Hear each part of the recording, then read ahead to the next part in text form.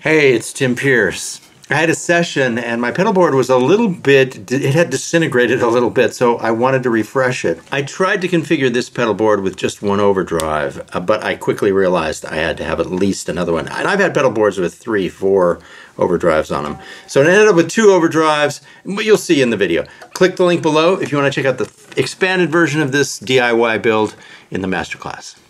I used to have a station in my garage that was permanently set up. We couldn't put a car there, but I had a pedal board building facility and I would do my homemade pedal boards there. At the heart of every pedal board was 3M dual lock. Kind of expensive stuff, but you can just use a little bit of it and get the job done. I bought a huge roll of it from Dave Phillips at LA Sound Design. And I still have a lot left, so I'm good for a while. What happens with the dual lock though is that as you use the pedal board, it gets fatigued. You'll bump something and the pedal will come off, you put it back on, and a little bit of fatigue sets in. Right now, the thing that's most fatigued, let me just pull this back a little bit, is this power strip. It pops off really easily. I won't do it right now because I want to get a few more uses out of it, but I need to replace the dual lock under that because through use and just bumping this thing around, the dual lock has gotten fatigued. This is my Dingbat, it's programmable. There's another big video about that when I first built this. You should change your pedal board all the time. And that's the great thing about doing it yourself is then you know how you put it together so you know how to change it. Not the most roadworthy thing, but I just use it in the studio anyway, so I'm okay. So first I have to have an input pedal. This is my input box. It doesn't really matter what it is. I like to try different pedals in this slot. And this is a pedal that's cool. It's best used and not explained, I think. It's a nice clean boost. Got a couple of knobs. I like it. I'm gonna try it. And then this goes into my little wah. And the little wah I like because it's not big. And I find if I don't put a wah on my board, I'll never use a wah. If it's in my bag, I'll never pull it out and use it. So this is nice. It's ready to go. So these are outside of the first loop. Loop 1, compressor.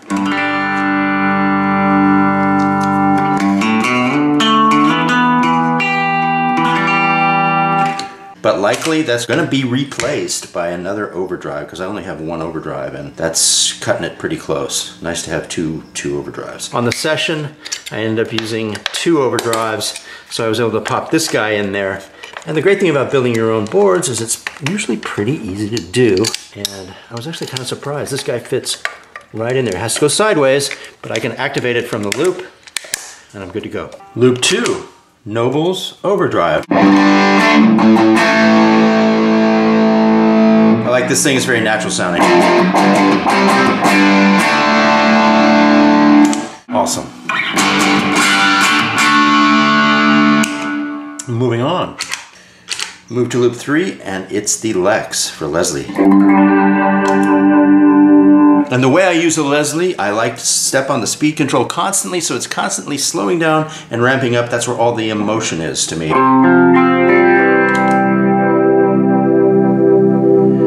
It's that thing that I love the most. Moving on to 4, I have a Flint right now. Tremolo and reverb, really a great pedal.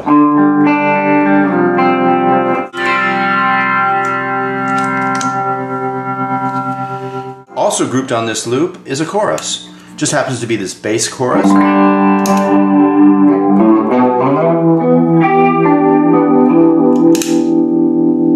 It's a bass chorus deluxe, basically a great chorus for guitar players too. Now moving to the high bank on the pedal board, loops 5 and 6 are open. I left them open because my plan was to have leads coming out of both of them and plug those into additional pedals or even additional pedal boards. So I would have maybe a whole nother pedal board with other choices patched into a loop that I could activate here. That hasn't happened yet, so they're just open, they're off. The great thing about this pedal board is after loop number 6, there are inputs and outputs for a volume pedal. So what I do, I group all my noisy-ish pedals in front of the volume pedal, and then after the volume pedal, I have 2 available loops for delays and reverbs. The volume pedal is what I use for a lot of swells, and also I use it to hide noise all the time. So it's really important to me. I'm always on my volume pedal.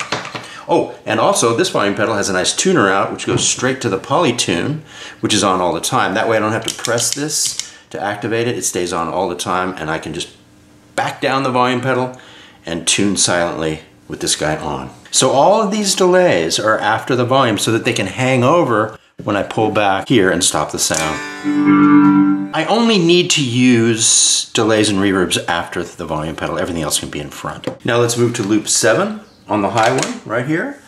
The first piece I have is this DD500. The thing I really love about this is the tempo is up top, because when I'm doing a session, I have no time to do anything except play and get it right immediately. So when I ask for the tempo of the song, I can see it right there and I'm good to go. This pedal takes a second because it's kind of bright, so I back off all the top end. I'm choosing the tape preset, which is very analog-y sounding, and then I have modulation on it, so I get that chorusing. Now same with this one. The thing I like about this one is the endless repeat that it provides.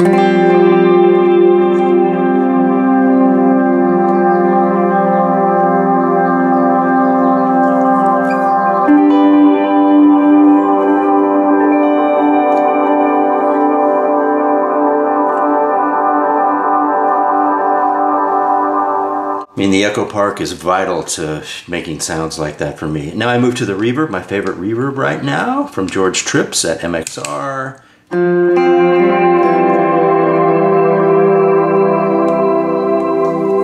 Has a bunch of different great presets.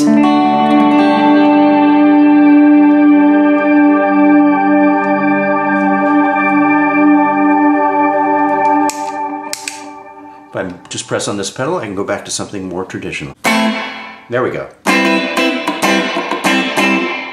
Now moving to loop 8. Now remember, these are after the volume pedal, so I get spillover. Take away the guitar tone and everything spills over nicely. These are great. The app on the iPhone is great with these. I have one set for a delay.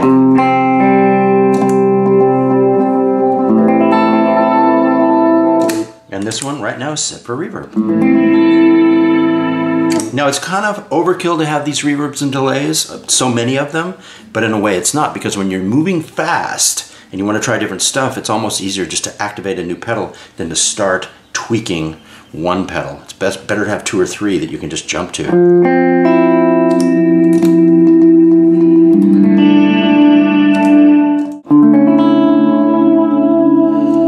Now this thing just sounds so good. It doesn't really have a tap tempo of any kind, but it just sounds so good.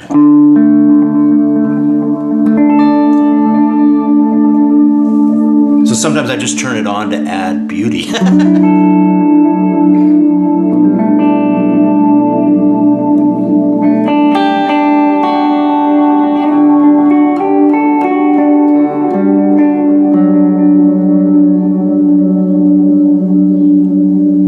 What's not to like?